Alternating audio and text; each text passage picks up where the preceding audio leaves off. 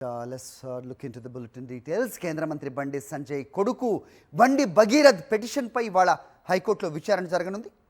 తనపై నమోదైన పోక్సో కేసులో ముందస్తు బెయిల్ మంజూరు చేయాలని కోరుతూ హైకోర్టును బండి భగీరథ్ ఆశ్రయించారు. పోలీసులు అరెస్ట్ చేసే అవకాశం ఉన్నందున భగీరథ్ హైకోర్టులో అత్యవసర పిటిషన్ దాఖలు చేశారు.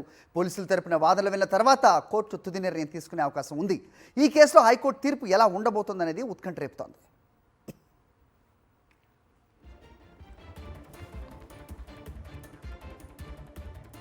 మరోవైపు తనపై వచ్చిన ఆరోపణలు తప్పని నిరూపించుకునేందుకు ఈ నెల 15 ఆధారాలతో హాజరవుతానని బండి భగీరథ్ పోలీసులకు మెయిల్ చేశారు.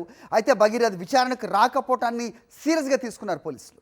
సమయం కోరుతూ పంపిన మెయిల్ను సోషల్ మీడియాలో ప్రచారం చేసుకోవడంపై అభ్యంతరం తెలిపారు. తమకు ఎలాంటి మెయిల్ రాలేదంటున్నారు.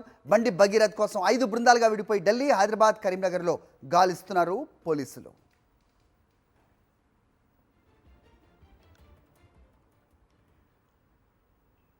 రైట్, ఇదే అంశానికి సంబంధించి పూర్తి డీటెయిల్స్ మా ప్రతినిధి రవిచంద్రన్ అడిగి తెలుసుకుందాం. రవిచంద్ర, చెప్పండి. సో క్వాష్ పిటిషన్ కూడా ఇతను మన భగీరథ్ చేసినట్టుగా పిటిషన్ వేసినట్టుగా తెలుస్తోంది.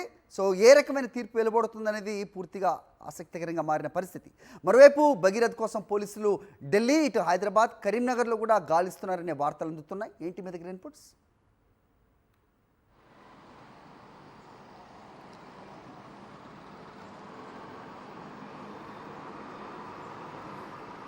హలో రవి, వినబడుతోందా? రవి, భగీరథ్ మెయిల్ చేయటాన్ని పోలీసులు సీరియస్గా తీసుకున్నట్టుగా తెలుస్తోంది. అలాగే మెయిల్ పంపిన దాన్ని సోషల్ మీడియాలో పోస్ట్ చేయడంపై కూడా అభ్యంతరం వ్యక్తం చేస్తున్నారు పోలీసులు. ఏంటి మీ దగ్గర ఇన్పుట్స్? మరోవైపు కోర్టు తీర్పు ఈరోజు ఉన్న నేపథ్యంలో ఏం జరుగుతోంది? అప్డేట్ చెప్పండి.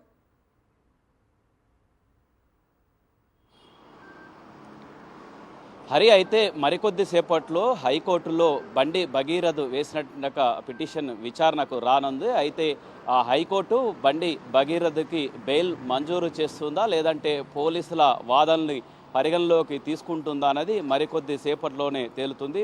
11:30 గంటలు 12 గంటల సమయానికి తేలిపోతుందని చెప్పుకోవచ్చు. అయితే బండి భగీరథ్కి సంబంధించి ఆయన మీద పోక్సో కేసు నమోదైంది. పలు సెక్షన్ల కింద కేసులు నమోదైంది. దీంతో అందులో నాన్ బెయిలబుల్ సంబంధించిన సెక్షన్లు కూడా ఉండటంతో హైకోర్టును ఆశ్రయించారు. ఇప్పుడు హైకోర్టు మరికొద్దిసేపట్లోనే తీర్పు వెలువడేందుకు అవకాశం ఉంది. ఈ విధంగా ఓ పక్క హైకోర్టులో వాదనలు ఉంటే మరొక అంశం ఏంటంటే బండి భగీరథ్ నిన్న పేట్ బషీరాబాద్ పోలీస్ స్టేషన్కి హాజరు కావాల్సి ఉండే ఆయన మీద పోక్సో కేసు నమోదైంది. ఆ పేట్ బషీరాబాద్ పోలీస్ స్టేషన్కి నిన్న 2 గంటలకు రావాల్సి ఉండే, రాలేదు. పైగా మెయిల్ పెట్టారు, అంటే పోలీసులకు మెయిల్ పెట్టినట్టు ఆయన సోషల్ మీడియాలో కూడా లీకులు ఇవ్వడంతో పోలీసులు అది పరిగణలోకి తీసుకోలేదు.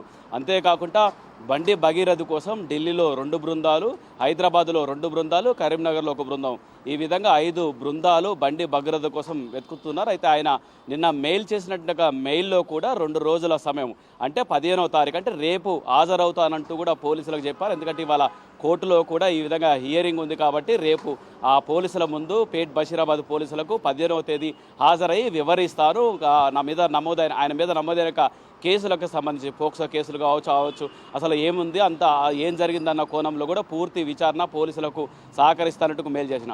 అయినప్పటికీ కూడా పోలీసులు ఓ పక్క ఆయన కోసం వెతుకుతున్నారు. అయితే రేపు విచారణకు వస్తారా, ఇవాళ కోర్టు ఏం చెప్తుందన్న ఉత్కంఠ నెలకొంది. హరి. ఓకే రవి.